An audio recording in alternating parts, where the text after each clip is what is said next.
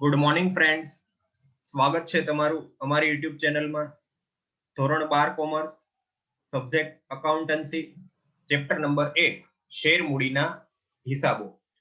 મિત્રો, અગાઉના વિડિયો લેક્ચર્સમાં આપણે શેર જપ્તીનો અર્થ અને શેર જપ્તી અંગેની હિસાબી અસરોનો અભ્યાસ કરેલો હતો. મિત્રો, આજના વિડિયો લેક્ચર્સમાં આપણે શેર જપ્તી અંગેની આમનોંધનો અભ્યાસ કરવાનો છે. એના પહેલા જો મિત્રો તમે અમારી ચેનલ પર નવા હો તો સૌપ્રથમ અમારી ચેનલને સબસ્ક્રાઇબ કરશો, જેથી આવનારા આવા વિડીયોના નોટિફિકેશન તમને સૌપ્રથમ મળતા રહે. તો મિત્રો, આજના આપણા અભ્યાસને સ્ટાર્ટ કરીએ. ઉદાહરણ નંબર 9. મિત્રો, તમારી ટેક્સ્ટબુકમાં જે ઉદાહરણ નંબર 9 આપેલ છે એનો આજે આપણે ખ્યાલ મેળવીશું. ઉદાહરણ નંબર 9 એમાં મિત્રો આપણને 4 ટૂંકા દાખલા આપેલા છે.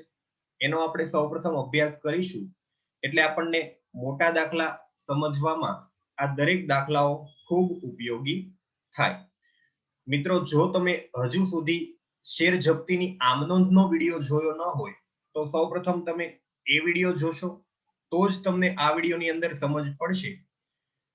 જે મિત્રોએ એ વિડીયો જોયો હોય એ લોકો આ આમનોંધને ખૂબ સારી રીતે સમજી શકશે. મિત્રો, પહેલી રકમ આપણને આ રીતે આપેલી છે.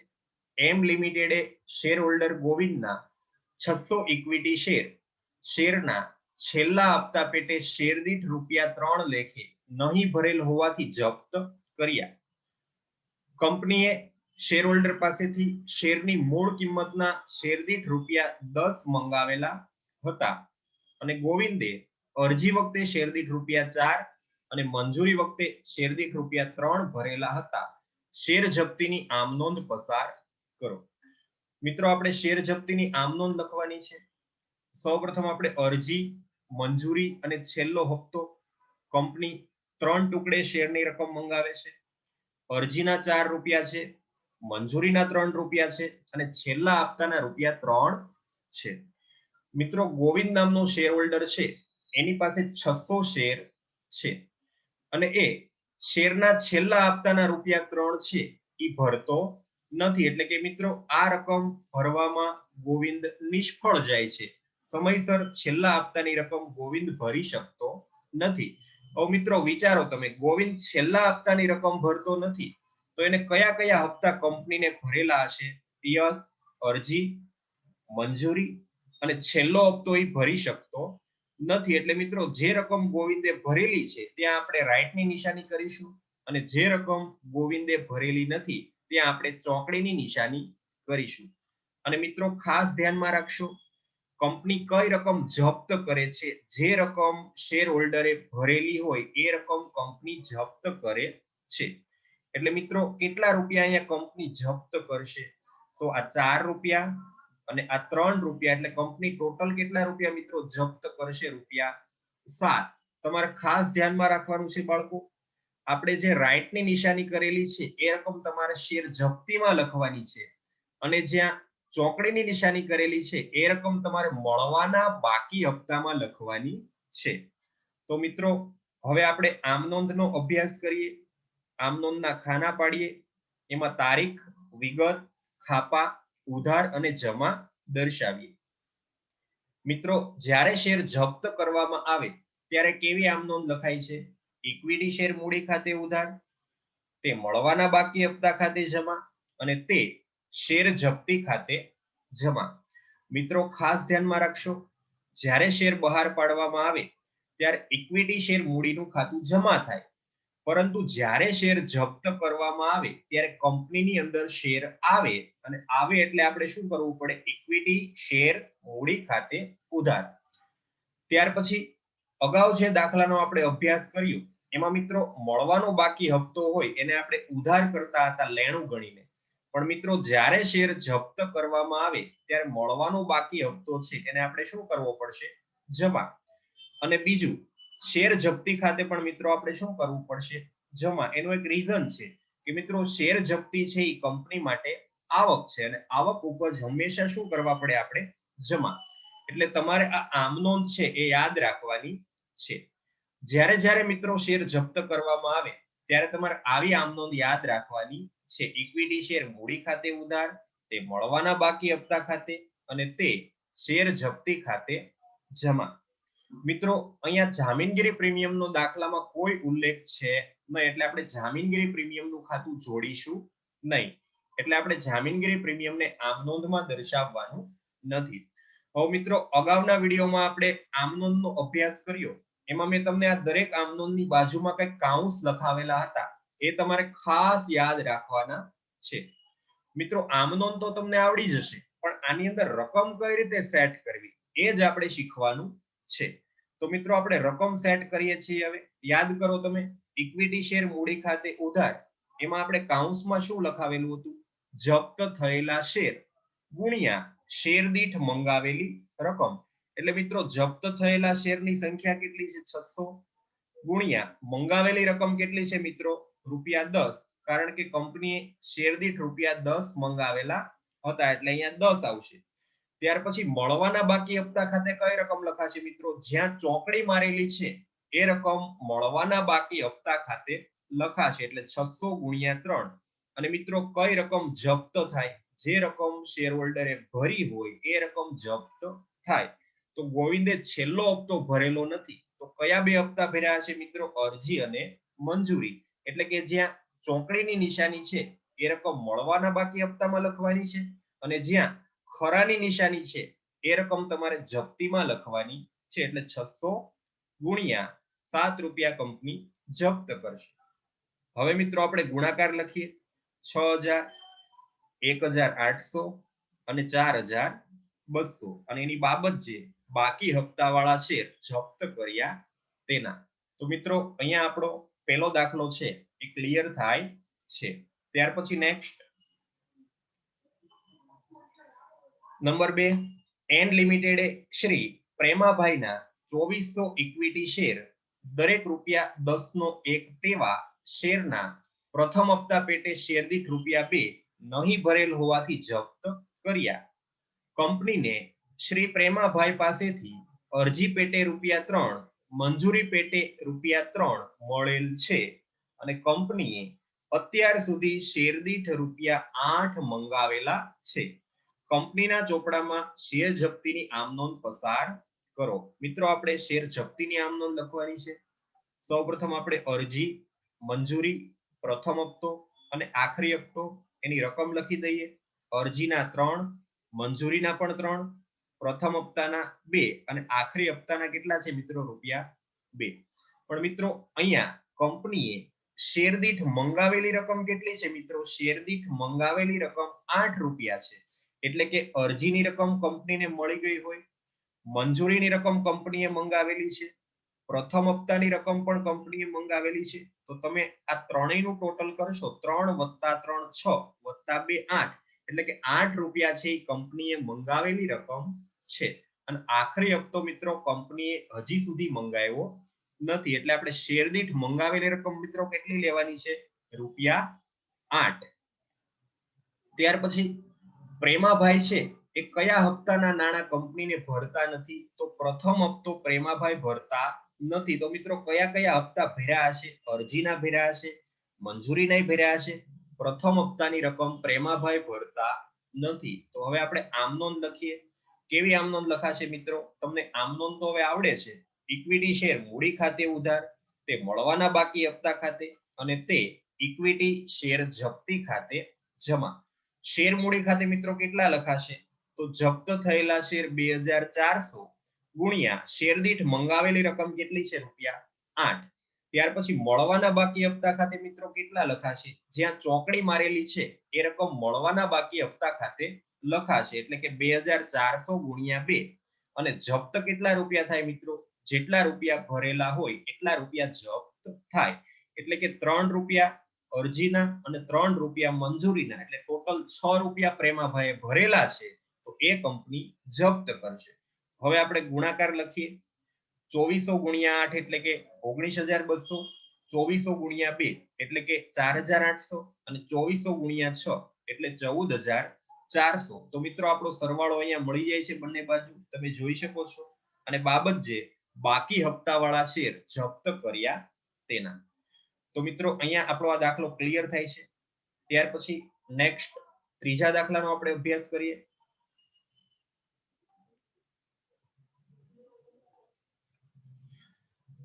ક્યુ લિમિટેડે શેર હોલ્ડર પાસેથી જામીનગીરી પ્રીમિયમના શેર દીઠ ₹12 સાથે કુલ ₹22 મંગાવેલા હતા. એટલે કે મિત્રો કુલ ₹22 મંગાવ્યા, એમાં ₹12 તો પ્રીમિયમના હતા, તો મૂડીના કેટલા હોય?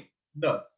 કિંજલે તેના 500 શેર ઉપર અરજી વખતે શેર દીઠ ₹15 12 પ્રીમિયમ સાથે મંજૂરી વખતે શેર દીઠ ₹4 ભરેલા હતા. એટલે મિત્રો કિંજલે અરજીના અને મંજૂરીના પૈસા ભરેલા હતા, પણ આગળ શું કીધું છે? કિંજલે તેણે ધારણ કરેલા 500 શેર ઉપર આખરી હપ્તા પેટે શેર દીઠ ₹3 લેખે નહીં ભરતા કંપનીએ તેના શેર જપ્ત કર્યા. એટલે કે કિંજલે અરજીની રકમ ભરેલી છે, મંજૂરીની રકમ પણ ભરેલી છે, પરંતુ આખરી હપ્તાની રકમ છે એ કિંજલે ભરેલી નથી. અને મિત્રો ધ્યાન રાખશો તમે, અરજીમાં ટોટલ ₹15 છે, એમાં ₹12 તો પ્રીમિયમ છે, તો ₹3 શેર મૂડી હશે. મંજૂરીમાં ₹4 શેર મૂડીના છે, અને આખરી હપ્તાના કેટલા રૂપિયા છે મિત્રો? ₹3 છે. પણ અહીંયા કિંજલ છે એને મિત્રો પેલા 2 હપ્તા છે એ કંપનીને ભરેલા છે, અને આખરી હપ્તાની રકમ છે એ કિંજલે ભરેલી નથી, એટલે આખરી હપ્તો મળવાનો બાકી ગણાય. તો મિત્રો આપણે એની આમ નોંધ કઈ રીતે લખીશું?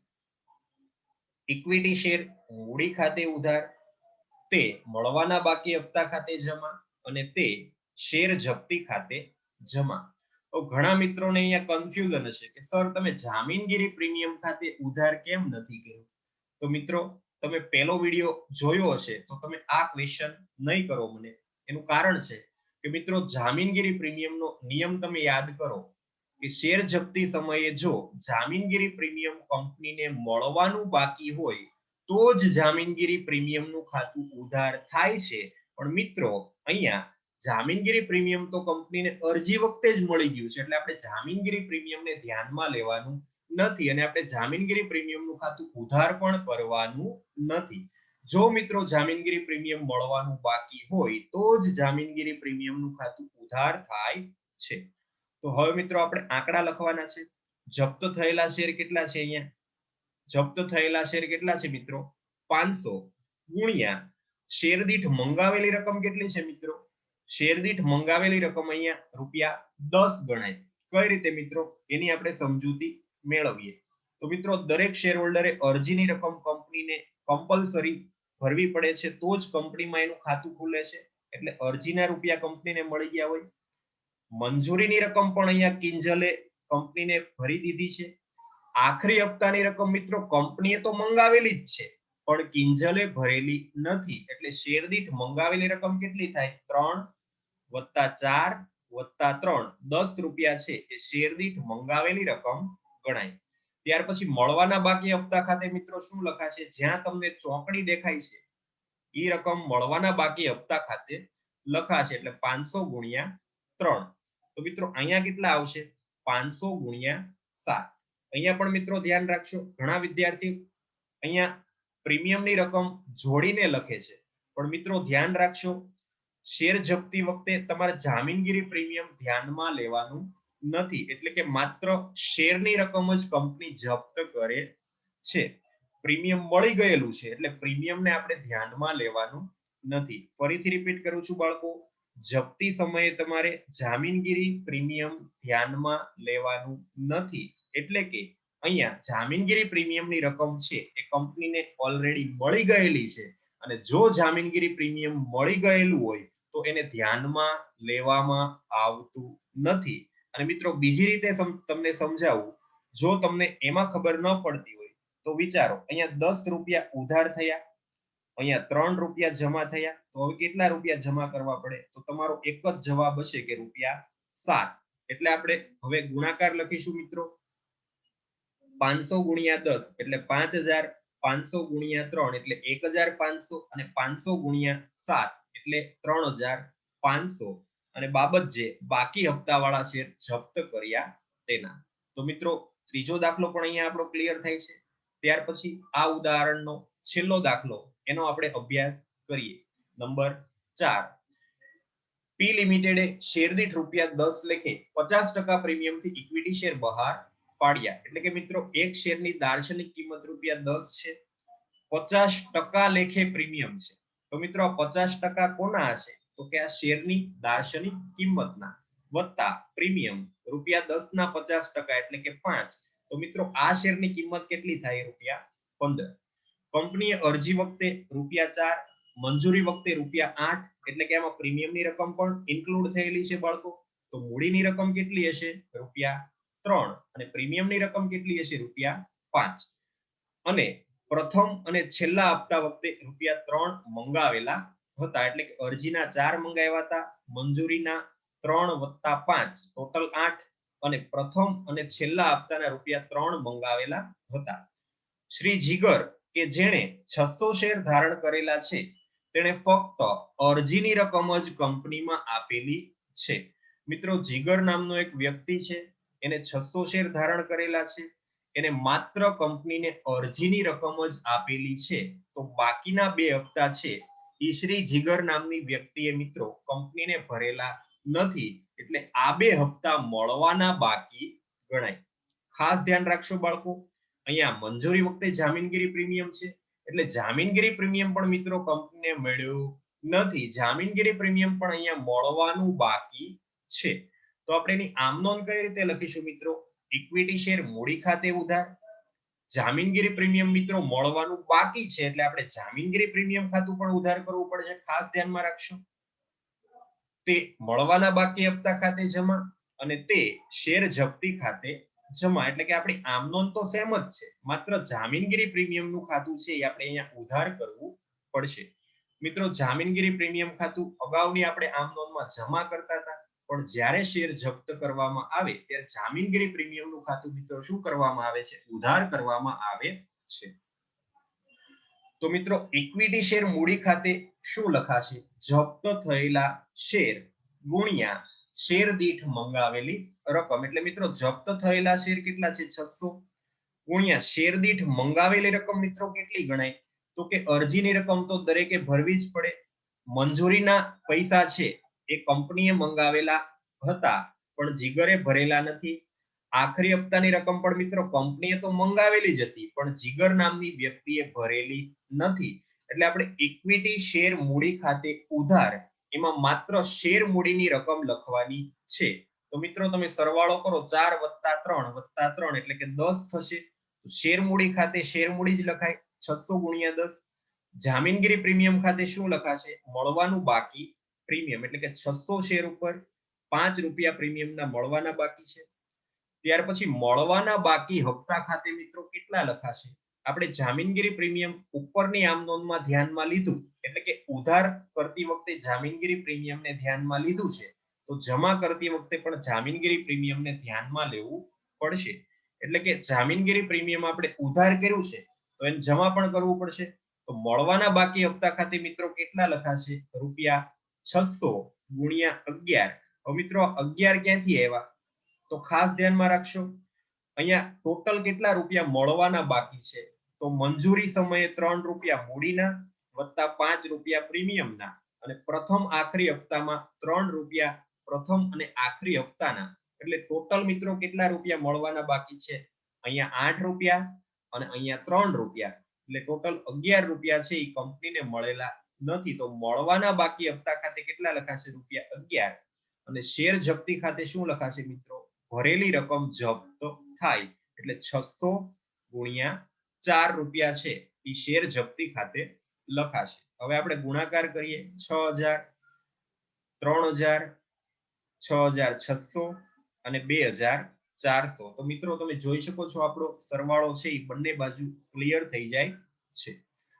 તમને મિત્રો આ રીતે સમજ ન પડતી હોય તો તમે આ રીતે પણ ટેલી કરી શકો છો. અહીંયા ઉધાર બાજુ કેટલા રૂપિયા છે તમે જોઈ શકો છો, 10 + 5 એટલે કે ₹15 ઉધાર થાય છે.